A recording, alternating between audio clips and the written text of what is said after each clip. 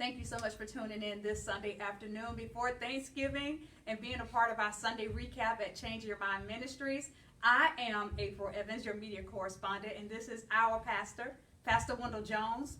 We are so glad that you chose to tune in with us, whether it be Sunday, whether it be Tuesday, or whatever day of the week it is, to be a part of our Sunday recap, because we really like to bring the nuggets to you that God makes so clear to us so that we can use it every day, so that we can begin to apply it immediately in our lives. Absolutely. So what do we ask for these good people to do who are viewing? As always, guys, we need your help. Spread the word, so hit share. Do a watch party. If you're watching live, we really would appreciate it. But if you catch this later on, please share it to your page so others can have a chance to witness what we talk about. And if you have a moment, if you're tuned in with us, let's go ahead and do a watch party. If you're on Facebook, well, this is on Facebook, go ahead and do a watch party for us so that we can get your friends tuned in to hear all the great things that God is saying to not just us, but to you as well. Today's message was titled, Tied Up Until. Tied Up Until. And Pastor, you came from Genesis 22, verses 1 through 14. Yes. So can you quickly tell us a little bit about what's happening in this passage of Scripture? This is the scene in the Old Testament when Abraham is asked by God to sacrifice his son. So he's in the process of taking his son over to Mount Moriah, and there he and Isaac prepare the sacrifice. Isaac didn't know he is going to be the sacrifice, but Abraham places him up on the altar, and then God stops him and provides a ram in place of Isaac, a substitutionary sacrifice in place of his son. Okay, so in the process of Abraham taking his son to be sacrificed, Abraham had to give God a yes, right? He had to say, I'm willing to do this. Yes. Okay, so you talked about when we give God a yes, that starts what for Our us? process. Whenever you tell God yes, it gives God the green light to begin your process. And process looks like this: test after test after test after test. If you go back and look at the chapter 22, verse 1 says that, and God tested Abraham. The thing we have to understand about how God tests us, Satan tempts us, but God tests us. Good. God tests to do two things for you. Number one, he wants to reveal to you what's in you. You have so much in you, so many capabilities that God has placed in you that don't come to light until the right circumstances, the right challenges, or what have you hit you. You don't realize how powerful you are, resilient you are, determined you are, until you're placed in a situation where you have to be.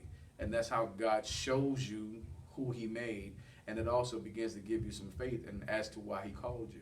The second reason is that he also wants to show you his grace in different aspects of your life. Grace simply means God's willingness to draw near us. And so you get to experience God as and all of his attributes based on whatever situation you may in. He'll show up as a deliverer, a healer, a reconciler, whatever your situation may require. So he wants you to get to know him as you also get to know yourself through the testing. It does not prove that you're weak. It proves that you're powerful beyond measure. So there's two things that you said. You said that the enemy tempts you, but God tests you. Yes. And you said that when God does test us, he doesn't test us to show us how weak we are, which is totally contradictory to what I've already believed, to what I've believed before, because I always thought God tested me just to show me how much I really do need him.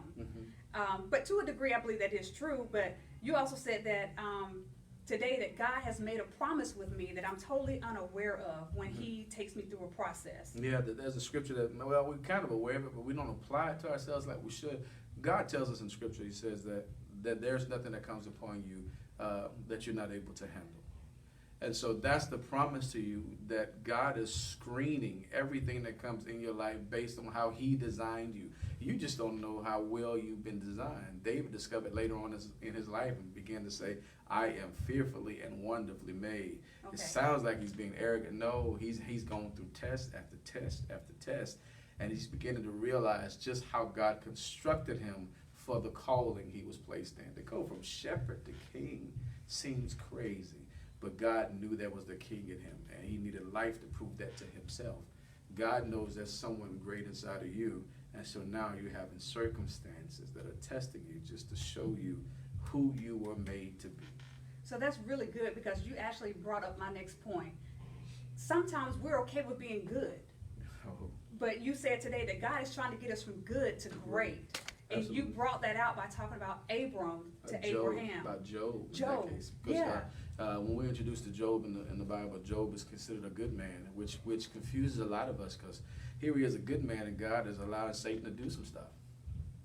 God turns Satan loose, and Job loses some things. But then you learn by the end of the book why he did it. Job was a good man at the beginning of the book. By the time the book is over, Job is a great man. Some of you are sacrificing great because you're content with being good. And so the testing that you're going through is showing you that you're so much better than where you've rested at. There's so much more to you. And so God is allowing customized testing. Satan can't do any and everything he wants to. He has limits. And so whatever's happening to you, God has allowed them based on your specs, based on who you really are. And so all that goodness that he placed inside of you is starting to come out. You just got to trust him in the process. So in this case, Abram's father named him Abram, right? Mm-hmm. But then God called him Abraham. Mm-hmm. Please break that down for us, because I was blown away to think about how he was okay with being good, but God had greater plans for him. Well, it's really a great illustration as to how God gets you to greater. Abram, the name Abram means exalted father. That's what his daddy Terah named him. So he's got a wonderful name, which would be wonderful if he had a child. Abram's issue was that he and Sarah couldn't conceive. So the name Abram had to be a name of great frustration to him. Every time he was referred to, called upon, he was called by what his daddy thought he could produce. And apparently he wasn't able to produce none of it. So the name was frustrating. And so then God shows up, and God says, I want to give you another name. And we're hoping that God shows us to bail us out. We hope that God shows up to lead us into green pastures and still waters all the time. But God said, listen, I got a new name for you. Instead of calling you Abram, I'm going to call you Abraham. So instead of being an exalted father, now you're going to be a father of many. No Can you imagine the frustration level? Like, wait a minute. You see, I ain't got not near a little child running around here. And now you're going to tell me I'm going to produce a whole nation? But see, here's what I've come to learn about God.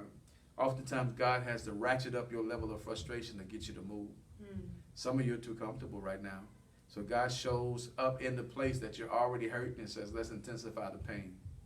So that maybe you'll begin to trust me and believe me. Intensify the pain so he won't just trust you, but you begin to trust him. And then he'll elevate you in the place that you thought you were defeated in. That's a wonderful God for you. Before we sign off, Pastor, just like Abraham, I'm sure that many people can relate to this. I'm looking at God like, God, don't you know who you're calling? Oh. God, don't you know what I deal with on a day-to-day basis? Don't you know some days I don't trust you? Don't you know some days I cut a fool? And you really want to call me to be greater? You certainly don't want me in the limelight. You don't want me to jack up your name. You know what I'm saying? So tell me, why would God take us through this process? I know you said it changes some things. Yes. But why are you laughing about that? because that's, if we're honest, that's everybody's story. I call it the Waimea Phase. God will call you without explanation. No warm up, no foreplay. This is who you are. And now you're like, wait a minute. And you go through the Waimea Phase where you begin to disqualify yourself. You begin to be actually truthful about all your stuff. And so, like in the case of Abram came from a family of idol worshipers. Why would Jehovah want to elevate somebody who doesn't even worship him? Why would God elevate a man who has trouble with telling the truth? He got caught in several lies. Why would God want to elevate a man who doesn't follow instruction because he brought Lot along when he knew he shouldn't?